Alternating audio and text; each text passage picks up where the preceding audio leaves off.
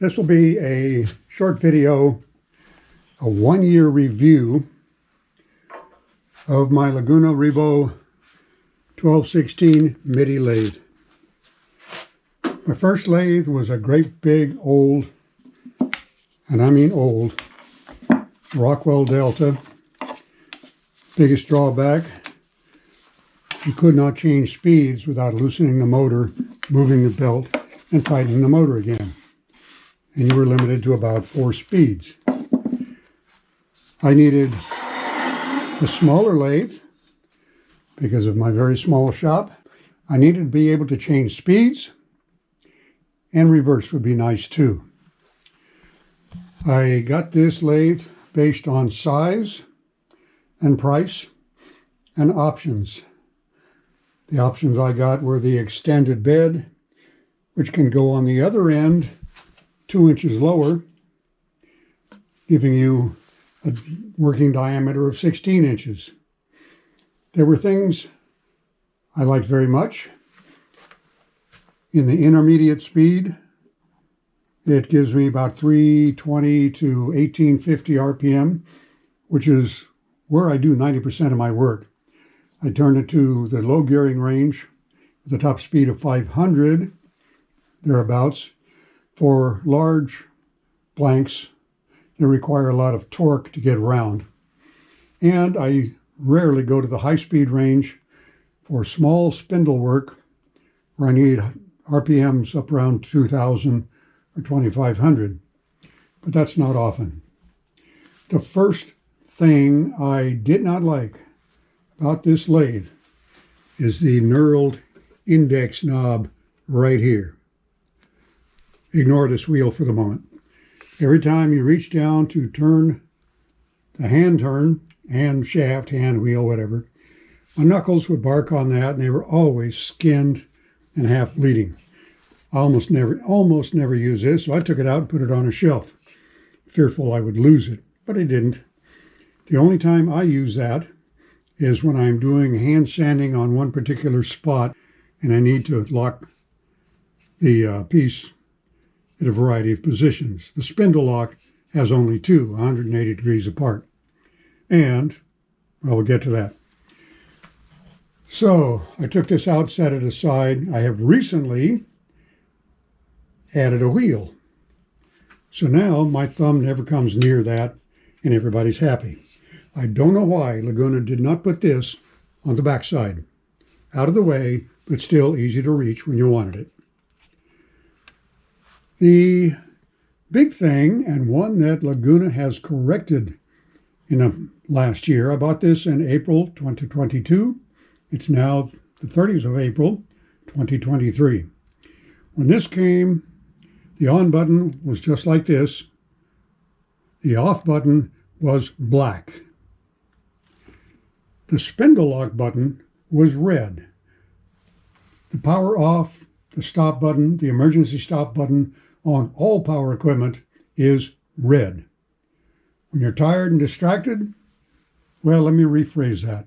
When I am tired and distracted, at the end of the day, reach up to shut it down, my thumb automatically goes for the red. It's like trying to put your car into park while you're driving down the road. So I fixed that by painting the stop button red, and I sprayed this button black. Trouble is, it's hard to find, so I put blue tape on it.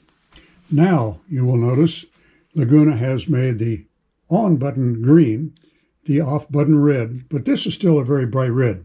So if you get this lathe or have this lathe, just get some blue tape or something put over it. You can still find it, but it doesn't look like a stop button. That's probably my biggest gripe. It's been corrected. Another small thing on the power head while we're still here. When this is in reverse, how do you know? The only way you know is reach up and make sure it's in forward if that's where you want it. It would be very nice, and this would be a nice to have, not a need to have. Anytime this switch is in reverse, whether it's on or not, a little red light up here or here, a little red indicator telling you at a glance, hey buddy, you're in reverse.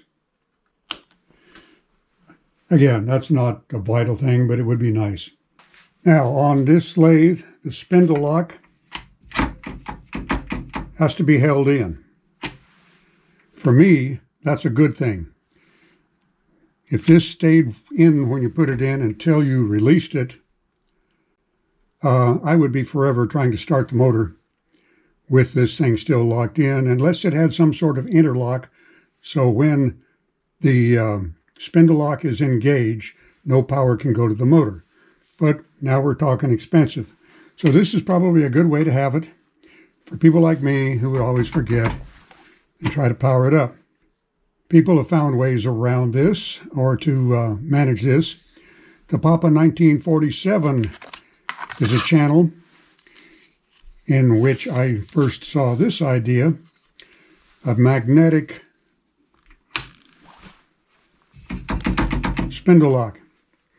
My first thought was, I'll forget that. So, plastic stop sign up there keeps me from reaching any of the controls until I remove this. So, that's what I did. 2 magnets glued in here, adjusted the screw head until it exactly holds that button in all the way, but allows this to lie flush so the magnets get full contact. Things I do like: the ease in changing speed range. Flip open these 2 hatches, release belt tension, and move it up or down, whichever you need to go. Make sure it's in the grooves. Restore tension and you're done.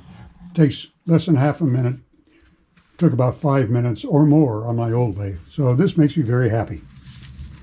Another thing I like about it, and didn't realize how important it was, and until I saw Tomislav with his new record power lathe, a large lathe. When he shuts it off, it takes forever to spin down. Drives him nuts. You see him tapping his fingers, waiting for it to stop. This stops quickly. Starts quickly, not instantly, but quickly enough. 1700, boom, it stopped. That's nice.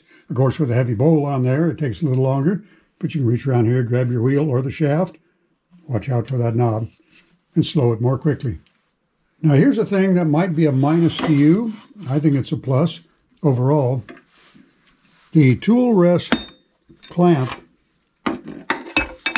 is a grip on this shaft.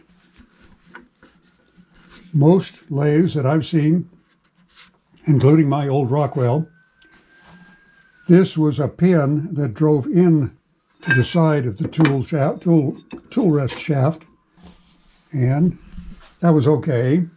But in time, it put dents in the shaft, and after a while, if you had a big dent in there, you couldn't set the tool rest close to that, because when you tightened it, it would turn and register in the old dent that it's already made. A small point, perhaps.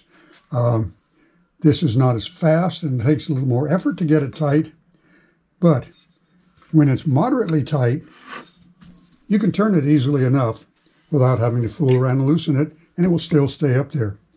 If you have the pin type, you probably should loosen it completely, turn it, and then tighten it. So for me, this is a plus, not a minus. Now here's a quibble.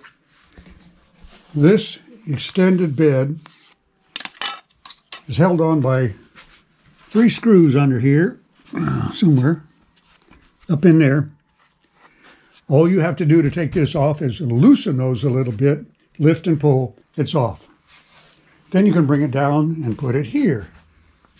Except you need those screws.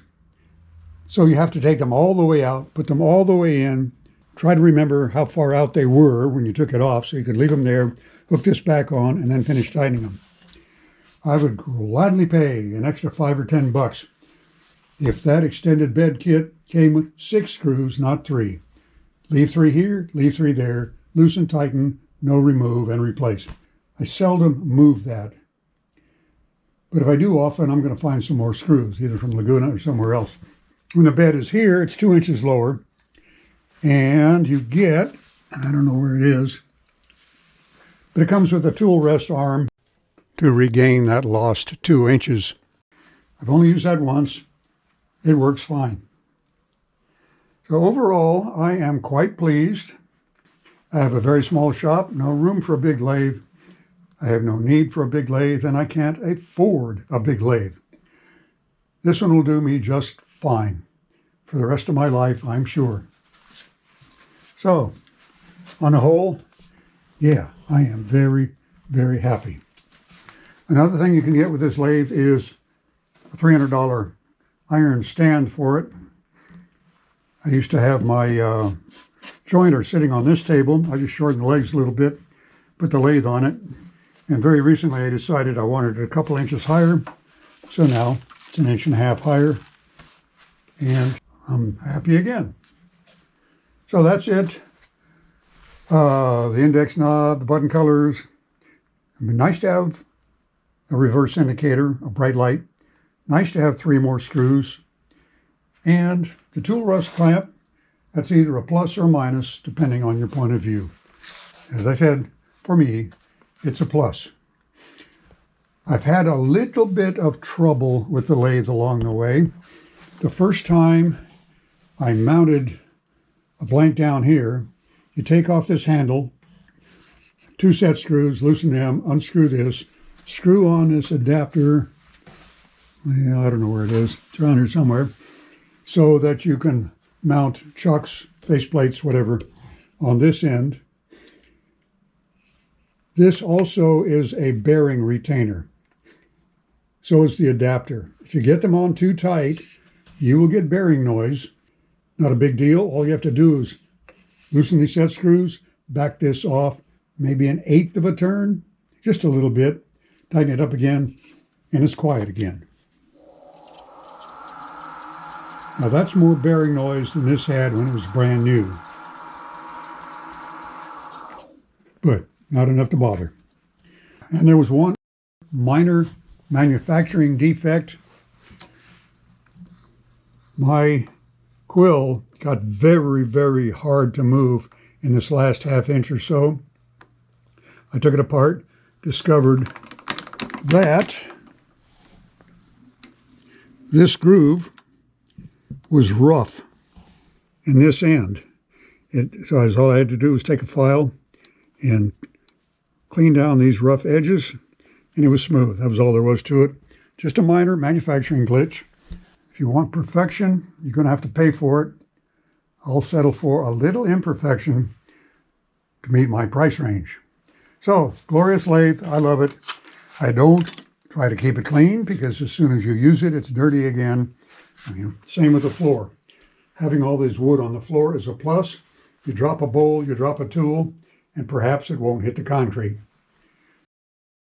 I do clean this immediately if I've been turning very wet wood, anything that might damage the metal. One other thing I found necessary to do, I think this is a hardened steel cap on this rest, but it gets dented from time to time. I file it down, smooth it with a stone, and wax it with paraffin.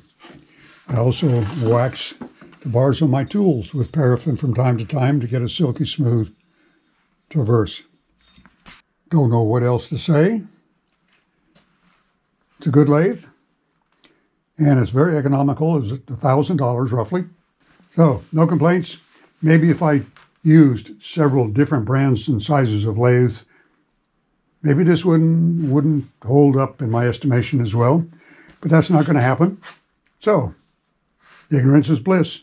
I'm happy, even though it doesn't have a little red light to tell me when I'm in reverse.